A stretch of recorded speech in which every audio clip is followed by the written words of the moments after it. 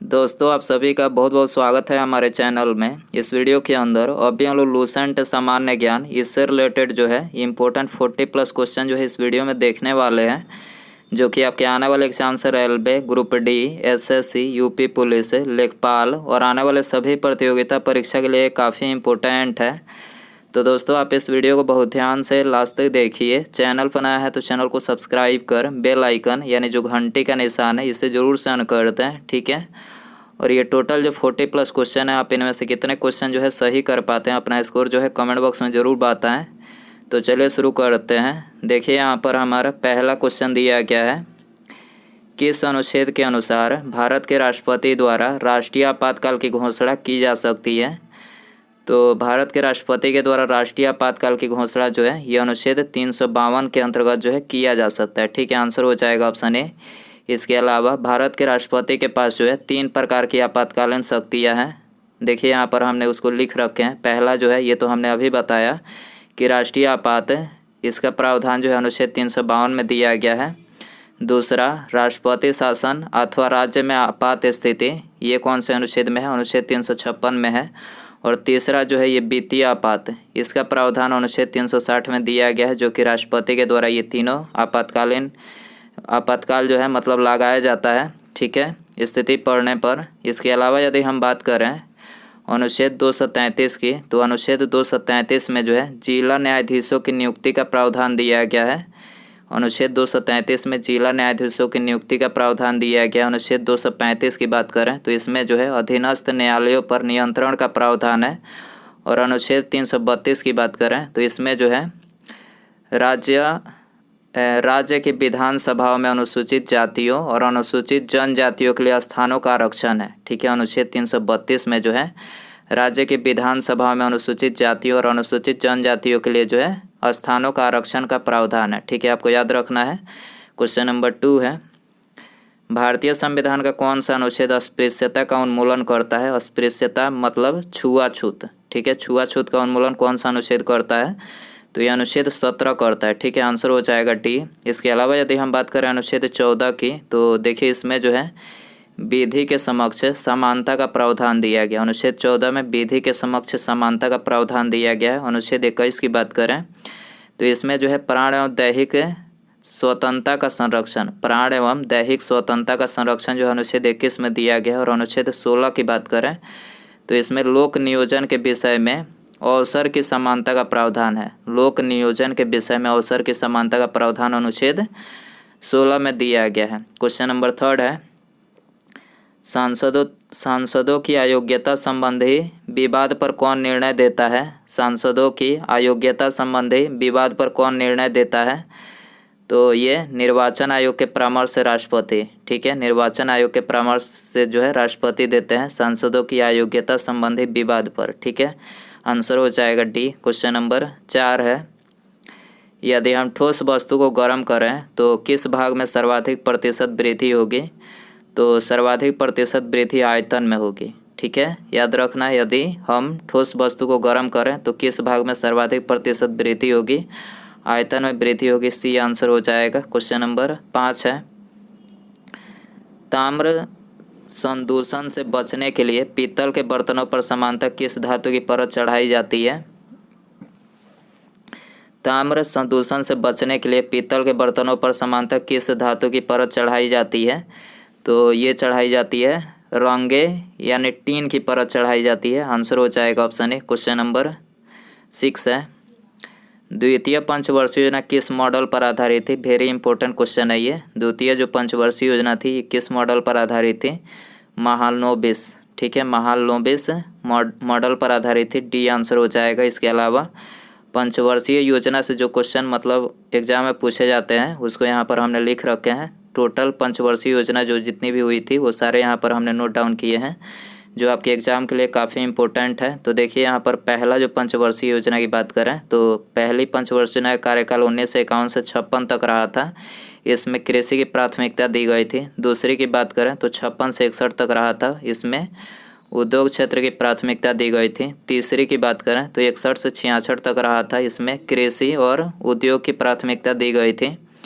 चौथी पंचवर्षीय योजना की बात करें तो इसमें 1969 से 74 तक जो है इसका कार्यकाल था। इसमें न्याय के साथ गरीबी के विकास को हटाया गया। ठीक है, इसमें चौथी पंचवर्षीय योजना में। पाँचवीं की बात करें तो 1974 से 1979 तक था। इसमें गरीबी और आत्मनिर्भरता को हटाया गया। छठवीं पंचवर्षीय योजना की बात करें तो 1980 से 85 तक जो है इसका कार्यकाल था। इसमें पाँचवीं योजना के रूप में ही इसे जोड़ दिया गया था छठवीं में। ठीक है, तो इसमें कुछ ज़्यादा चेंज नहीं हुआ। इसमें पाँचवीं जो थी इसको पूरी तरह से इसमें ख़त्म नहीं हुआ, तो छठवां में भी वही किया गया। ठीक है, सातवीं की बात करें तो सातवीं जो थी इसका कार्यकाल 1985 से 90 तक था। इसमें फूड प्रोडक्शन रोजगार उत्पादकता का प्रावधान मतलब इसमें जोर दिया गया। आठवीं पंचवर्षीय योजना इसमें इसका कार्यकाल 1992 से 97 तक था। इसमें रोजगार सृजन जनसंख्या का नियंत्रण जो है इसमें किया गया। नौवीं की बात करें तो 97 से 2002 तक रहा था। इसमें 7% की विकास दर का लक्ष्य रखा गया था। 10वीं की बात करें तो 2002 से 7 तक ये रहा था। ठीक है, इसमें स्वरोजगार और साधनों का विकास किया गया। स्वरोजगार एवं साधनों का विकास किया गया। 11वीं की बात करें 2007 से 12 तक रहा था। व्यापक और तेज़ी से विकास हुआ। इसमें व्यापक और तेज़ी से विकास 11वीं में हुआ। 12वीं की बात करें तो 12वीं जो पंचवर्षीय योजना थी इसका कार्यकाल 12 से 2017 तक जो मतलब ये चला था। इसमें स्वास्थ्य शिक्षा और स्वच्छता समग्र विकास का जो है इसमें सुधार किया गया। याद रखना, ये यहाँ से क्वेश्चन डेफिनेटली एग्जाम में पूछे जाते हैं, तो आपको ये याद रखना है। अगला क्वेश्चन देखते हैं। 7वां नंबर क्वेश्चन है, भारत में विदेशी विनिमय का रख रखाव किसके द्वारा किया जाता है? भारत में विदेशी विनिमय का रख रखाव किसके द्वारा किया जाता है? तो भारतीय रिजर्व बैंक के द्वारा किया जाता है। ठीक है, करेक्ट आंसर ये हो जाएगा। क्वेश्चन नंबर 8 है, लोकसभा में आंग्ल भारतीय समुदाय से सदस्य मनोनीत करने की शक्ति किसके पास है? तो किसके पास है? राष्ट्रपति के पास है। भारत के राष्ट्रपति के पास है। आंसर हो जाएगा बी। क्वेश्चन नंबर 9 है, दुग्ध प्रोटीन को पचाने वाला एंजाइम कौन सा है? दुग्ध प्रोटीन को पचाने वाला एंजाइम कौन सा है? रेनिन है। ठीक है, सी आंसर हो जाएगा। क्वेश्चन नंबर 10 है, जल में वायु का बुलबुला जिसकी भांति व्यवहार करेगा वह है? जल में वायु का बुलबुला मतलब किस तरह से व्यवहार करता है? तो अवतल लेंस की तरह जो है यह व्यवहार करता है। ठीक है, आंसर हो जाएगा डी। क्वेश्चन नंबर 11 है, प्रकाश विकिरणों की प्रकृति होती है। प्रकाश विकिरणों की प्रकृति होती है तो ये होती है तरंग एवं कण दोनों पर समान। ठीक है, तरंग एवं कण दोनों पर जो है समान होती है। ठीक है, आंसर हो जाएगा सी। क्वेश्चन नंबर 12 है, निम्नलिखित गैस मिश्रण में से कौन सा गैस वेल्डिंग के लिए प्रयुक्त किया जाता है? तो वेल्डिंग के लिए कौन सा गैस प्रयुक्त किया जाता है? ऑक्सीजन तथा एसिटिलीन। ठीक है, ऑक्सीजन तथा एसिटिलीन जो गैस है ये वेल्डिंग के लिए जो है प्रयुक्त किया जाता है। आंसर हो जाएगा बी। दोस्तों, यदि आपको वीडियो पसंद आ रहा है तो प्लीज़ वीडियो को लाइक ज़रूर कर दें। ठीक है, और अपने दोस्तों में शेयर कर दें। चैनल पर नया है तो चैनल को सब्सक्राइब करके बेल आइकन यानी जो घंटे का निशान है उसे ज़रूर ऑन करें। बेल आइकन ऑन करने से फ़ायदा ये होगा कि जब भी मैं कोई नई वीडियो अपलोड करूंगा उसका नोटिफिकेशन जो है आपको टाइम टू टाइम मिल सकेगा। तो सब्सक्राइब करने के बाद बेल आइकन ऑन रखें। क्वेश्चन नंबर 13 है, एक सुरंग में 10 वाट एक सुरंग में 100 वाट क्षमता वाले 5 बल्ब लगातार 20 घंटे तक जलाए जाते हैं। संपूर्ण विद्युत खर्च होगी, तो संपूर्ण जो विद्युत खर्च होगी 10 यूनिट। ठीक है, संपूर्ण विद्युत खर्च कितनी होगी? 10 यूनिट होगी। ठीक है, आंसर हो जाएगा सी। क्वेश्चन नंबर 14 है, लक्स किसकी इकाई है? लक्स जो है किसकी इकाई है? प्रदीप्ति की। ठीक है, लक्स किसकी इकाई है? प्रदीप्ति की इकाई है। आंसर हो जाएगा डी। क्वेश्चन नंबर 15 है, बादल किस कारण वायुमंडल में तैरते हैं? बादल जो है किस कारण वायुमंडल में तैरते हैं? निम्न घनत्व के कारण। ठीक है, बादल निम्न घनत्व के कारण जो है वायुमंडल में तैरते हैं। क्वेश्चन नंबर 16 है, क्षितिज के समीप सूर्य एवं चंद्रमा के दीर्घ वृत्ताकार दिखाई देने का कारण है? क्षितिज के समीप सूर्य एवं चंद्रमा के दीर्घ वृत्ताकार दिखाई देने का कारण है? तो देखिए इसका कारण है अपवर्तन। ठीक है, आंसर हो जाएगा ऑप्शन ए। क्वेश्चन नंबर 17 है, निम्न में से किस में कोशिका में अच्छी तरह से व्यवस्थित न्यूक्लियस नहीं पाया जाता है? निम्न में से किस में कोशिका में अच्छी तरह से व्यवस्थित न्यूक्लियस नहीं पाया जाता है? तो ये नहीं पाया जाता है बैक्टीरिया में। ठीक है, आंसर हो जाएगा डी। क्वेश्चन नंबर 18 है, आँख के लेंस की फोकल दूरी किसके कारण से परिवर्तित होती है? आँख के लेंस की फोकल दूरी किसके कारण से परिवर्तित होती है? तो ये सिलियरी मांसपेशी के मतलब सिलियरी मांसपेशी के द्वारा जो है परिवर्तित होती है। ठीक है, आँख के लेंस की फोकल दूरी किसके कार्य से परिवर्तित होती है? तो सिलियरी मांसपेशी के कार्य से जो है परिवर्तित होती है। सी आंसर हो जाएगा। क्वेश्चन नंबर 19 है, भारत में कुल कितने जिले हैं? Very important question. भारत में कुल कितने जिले हैं? 726 जिले। ठीक है, आपको याद रखना है भारत में कितने जिले हैं? 726 जिले हैं। आंसर हो जाएगा सी। क्वेश्चन नंबर 20 है, छीली हुई सब्जियों को धोने से कौन सा विटामिन निकल जाता है? छीली हुई जो सब्जियां होती है उसको धोने से कौन सा विटामिन निकल जाता है? तो विटामिन सी निकल जाता है। ठीक है, आंसर हो जाएगा सी। क्वेश्चन नंबर 21 है, निम्न में से किसका मुख्यालय जेनेवा नहीं है? जेनेवा में किसका मुख्यालय नहीं है? विश्व बैंक का नहीं है। ठीक है, बाकी इन तीनों का मुख्यालय जेनेवा में है। अंतर्राष्ट्रीय श्रम संगठन, अंतर्राष्ट्रीय स्वास्थ्य संगठन और अंतर्राष्ट्रीय दूरसंचार संघ, तीनों का मुख्यालय कहाँ है? जेनेवा है। विश्व बैंक की बात करें तो देखिए इसका मुख्यालय जो है वाशिंगटन डीसी संयुक्त राज्य अमेरिका में है। भारत का क्षेत्रफल कितना है? भारत का क्षेत्रफल कितना है? 32,87,263 किलोमीटर। 32,87,263 किलोमीटर जो है भारत का क्षेत्रफल है। आंसर हो जाएगा बी। क्वेश्चन नंबर 23 है, विश्व का सर्वाधिक आबादी वाला नगर कौन सा है? विश्व का सर्वाधिक आबादी वाला नगर टोक्यो है। ठीक है, आंसर हो जाएगा बी। क्वेश्चन नंबर 24 है, बंगाल का प्रथम गवर्नर जनरल कौन था? बंगाल का प्रथम गवर्नर जनरल वारेन हेस्टिंग था। ठीक है, बी आंसर हो जाएगा। क्वेश्चन नंबर 25 है, लॉर्ड डलहौजी द्वारा अवध का अंग्रेजी राज्य में विलय किस रीति से हुआ? लॉर्ड डलहौजी द्वारा अवध का अंग्रेजी राज्य में विलय किस रीति से हुआ? तो ये कुशासन के कारण हुआ था। ठीक है, कुशासन के कारण से हुआ था। आंसर हो जाएगा डी। क्वेश्चन नंबर 26 है, भारतीय पुरातत्व सर्वेक्षण की स्थापना किसके काल में हुई थी? भारतीय पुरातत्व सर्वेक्षण की स्थापना किसके काल में हुई थी? तो ये हुई थी लॉर्ड कर्जन के काल में। सी आंसर हो जाएगा। क्वेश्चन नंबर 27 है, भारत में निम्नलिखित में से कौन भारत में उपनिवेशवाद के आर्थिक आलोचक थे? भारत में उपनिवेशवाद के आर्थिक आलोचक कौन थे? दादा भाई नौरोजी, महादेव गोविंद रनाडे और आरसी दत्त। यानी ये उपर्युक्त यहाँ पर सभी करेक्ट हो जाएगा। आंसर हो जाएगा डी। क्वेश्चन नंबर 28 है, मनु ने किन नदियों के बीच के क्षेत्र को ब्रह्मवर्त कहा है? मनु ने किन नदियों के बीच के क्षेत्र को ब्रह्मवर्त कहा है? तो ये सरस्वती एवं दृश्यद्वती। ठीक है, सरस्वती एवं दृश्यद्वती नदियों के बीच के क्षेत्र को ब्रह्मवर्त कहा है। सी आंसर हो जाएगा। क्वेश्चन नंबर 29 है, मेनांडर जो मिलिंद नाम से भी जाने जाते हैं किस विदेशी राजवंश से संबंधित हैं? तो देखिए ये संबंधित है इंडो ग्रीक से।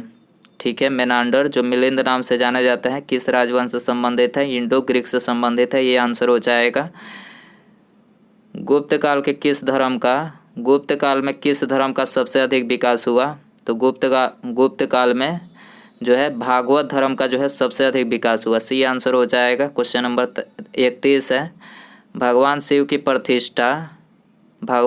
की प्रतिष्ठा में कितने ज्योतिर्लिंग स्थापित हैं? तो 12 ज्योतिर्लिंग स्थापित है। ठीक है, आंसर हो जाएगा बी। क्वेश्चन नंबर 32 है, शिवाजी का उत्तराधिकारी कौन था? शिवाजी का उत्तराधिकारी संभाजी थे। सी आंसर हो जाएगा। छत्रपति शिवाजी की बात करें तो महाराज इनकी संभाजी थे, मतलब उत्तराधिकारी। क्वेश्चन नंबर 33 है, भारत के किस द्वीप का उद्गम ज्वालामुखिया है? तो बैरन द्वीप का उद्गम जो है ज्वालामुखिया है। ठीक है, बात करें भारत का सक्रिय ज्वालामुखी किस द्वीप में स्थित है? तो बैरन द्वीप में। भारत का एकमात्र सक्रिय ज्वालामुखी किस द्वीप में स्थित है? बैरन द्वीप में स्थित है। बैरन द्वीप कहाँ है? अंडमान निकोबार में। ठीक है, बैरन द्वीप कहाँ है? अंडमान निकोबार में है। देश की निम्नलिखित मिट्टियों में से किसे स्वतः कृष्य मिट्टी कहा जाता है? किसे स्वतः कृष्य मिट्टी कहा जाता है? तो ये कपास की काली मिट्टी को कहा जाता है। ठीक है, कपास की काली मिट्टी को स्वतः कृष्य मिट्टी कहा जाता है। सी आंसर हो जाएगा। क्वेश्चन नंबर 35 है, मीठे पानी का कल्पसर परियोजना अवस्थित है? मीठे पानी का कल्पसर परियोजना अवस्थित है, तो ये अवस्थित है गुजरात में। ठीक है, आंसर हो जाएगा ऑप्शन ए। क्वेश्चन नंबर 36 है, भारत में यरलुंग जांगबो नदी को किस नाम से जाना जाता है? भारत में यरलुंग जांगबो नदी को किस नाम से जाना जाता है? तो ये जाना जाता है ब्रह्मपुत्र के नाम से। ठीक है, आंसर हो जाएगा सी। क्वेश्चन नंबर 37 है, भारत के निम्नलिखित तटों में से कौन कृष्णा डेल्टा एवं कैप कामोरिन के मध्य स्थित है? तो करेक्ट आंसर ये हो जाएगा कामोरिन कोरोमंडल तट। ठीक है, कोरोमंडल जो तट है तो ये कृष्णा डेल्टा एवं कैप कामोरिन के मध्य स्थित है। ठीक है, आंसर हो जाएगा ऑप्शन ए। क्वेश्चन नंबर 38 है, निम्नलिखित में से कौन सी नदी का स्रोत हिमनदों में नहीं है? कौन सी नदी का स्रोत हिमनदों में नहीं है? तो करेक्ट आंसर सी हो जाएगा, कोसी का स्रोत जो है हिमनदों में नहीं है। कोसी की बात करें तो कोसी नदी जो है नेपाल में हिमालय से निकलती है और बिहार में भीमनगर के रास्ते से भारत में दाखिल होती है। इसमें आने वाली बाढ़ से बिहार में बहुत तबाही होती है, जिससे इस नदी को बिहार का अभिशाप कहा जाता है। याद रखना है आपको। क्वेश्चन नंबर 39 है, भारत को किस रूप में परिभाषित किया जा सकता है? भारत को किस रूप में परिभाषित किया जा सकता है? करेक्ट आंसर बी हो जाएगा, एक श्रम आधिक्य वाली अर्थव्यवस्था के रूप में। एक श्रम आधिक्य वाली अर्थव्यवस्था के रूप में जो है परिभाषित किया जा सकता है। आंसर हो जाएगा बी। क्वेश्चन नंबर 40 है, भारतीय राष्ट्रीय कांग्रेस के प्रथम अधिवेशन दिसंबर 1885 में कहाँ हुआ था? मुंबई में हुआ था। ठीक है, भारतीय राष्ट्रीय कांग्रेस के प्रथम अधिवेशन दिसंबर 1885 में कहाँ हुआ था? मुंबई में हुआ था। ठीक है, बात करें भारतीय राष्ट्रीय कांग्रेस की स्थापना कब हुई थी? 28 दिसंबर 1885 को हुई थी। संस्थापक यो ह्यूम थे, प्रथम अध्यक्ष WC बनर्जी। याद रखना है आपको। उसके बाद यहाँ पर हमारा अगला क्वेश्चन है, नदी का बहता हुआ जल किस प्रकार का ऊर्जा का संवहन करता है? नदी का जो बहता हुआ जल होता है तो ये किस प्रकार का ऊर्जा का संवहन करता है? तो करेक्ट आंसर ऑप्शन बी हो जाएगा, गतिज ऊर्जा का संवहन करता है। याद रखना है, गतिज ऊर्जा का जो है संवहन करता है नदी का बहता हुआ जल। ठीक है, आंसर हो जाएगा बी। तो दोस्तों ये थे लूसेंट सामान्य ज्ञान के इम्पोर्टेंट 41 क्वेश्चन। आप इन 41 क्वेश्चन में से कितने क्वेश्चन जो है सही कर पाए, अपना स्कोर कमेंट बॉक्स में ज़रूर बताएं। और वीडियो पसंद आया रहेगा तो प्लीज़ वीडियो को लाइक कर दीजिएगा, अपने दोस्तों में शेयर कर दीजिएगा, और चैनल पर नया है तो चैनल को सब्सक्राइब करके बेल आइकन यानी जो घंटी का निशान है इसे जरूर से ऑन कर दें। ठीक है, मिलते हैं अगले वीडियो में। नमस्कार, जय हिंद, जय भारत।